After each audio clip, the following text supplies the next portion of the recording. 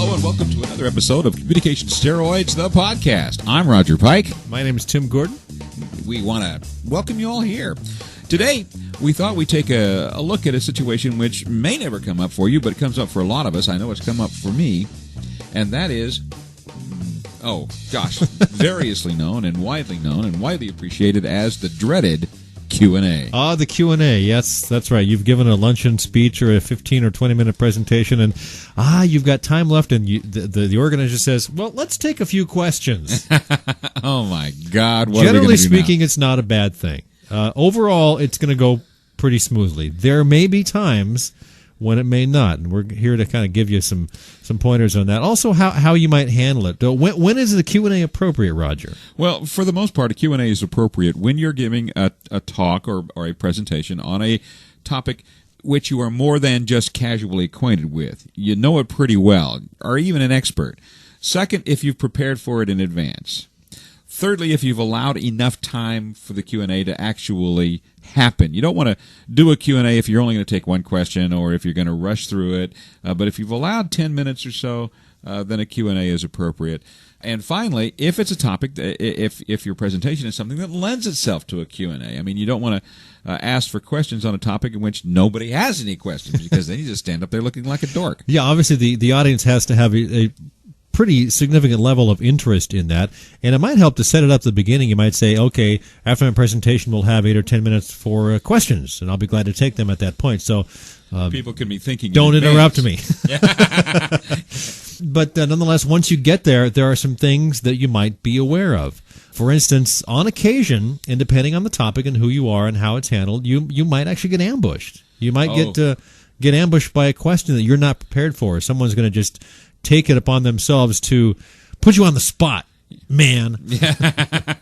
Well, there are various kinds of ambushers. There's the kind of ambusher that fancies themselves an expert on the topic and wants to demonstrate that they know more about it than you do. Yeah. That's one kind of ambusher. Another kind of ambusher is someone who just didn't want to be there to begin with, is a little bitter about it, and figures they'll throw a monkey wrench into the thing. And then there's the guy who just wants to prove you wrong about some little factoid or something. I ran for public office once, and that kind of ambusher popped up all the time.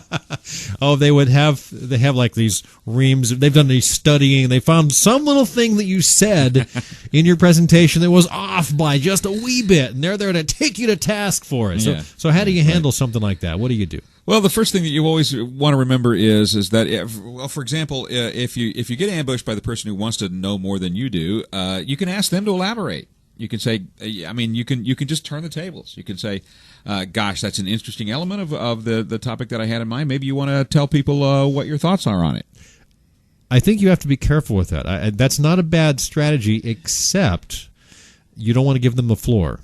Oh, absolutely not. I mean, you want to maintain command, and one of the ways to maintain command of the floor is to periodically interject your own thought until the point where you've interjected it once or twice, and then you can say, well, I think that's very interesting. Now we're going to take the next question. Yeah, we're going to move on. Appreciate your feedback. We'll move on. If you want to talk to me about it later after the thing, I'll be glad to spend a few minutes with you. Let me tell you what the last thing you do with that kind of person is. Okay.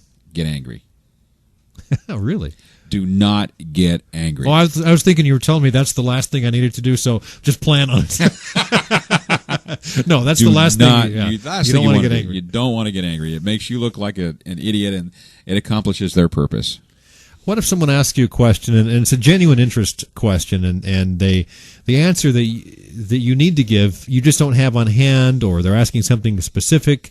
How would you handle that? That you just can't answer fully or satisfactorily at that point. Well, when we did our presentation on the press conference, we made the statement and gave the advice that it's always appropriate to say, I don't know, I'll get back to you. Now, in this kind of situation, it's a little bit different because you're expected to know. You're there because you're the expert. So what you want is a stable full of ways that you can answer that question. That's a very involved question. To give you an appropriate answer is more than we've got time allowed. If you'll give me your phone number or your email address or whatever, I'll give you the answer that you're looking for. Yeah, or the full picture of that is on our website, and I'll give you the link if you just give me your card and I can send that to you, that sort of thing. But I will tell you, the little snapshot of it, so you can go into that. And once again, it depends on the situation. It may be a business lunch meeting where there's 75 people there, and they're asking a question. You're the expert. You're there to talk about the highway system or whatever the case may be, and you may know all of that, but you may say, "Gosh, to really answer that'll take me 10 minutes." And I don't want to take half an hour. I don't want to take up everybody's time. So I'll tell you what, here's the snapshot of it. And if anybody out there is interested in the full picture, give me your email address and I'll send you the answer, that sort of thing. It's important to remember that particular strategy in another situation as well, and that is when someone asks a question that is on topic but is not of general interest.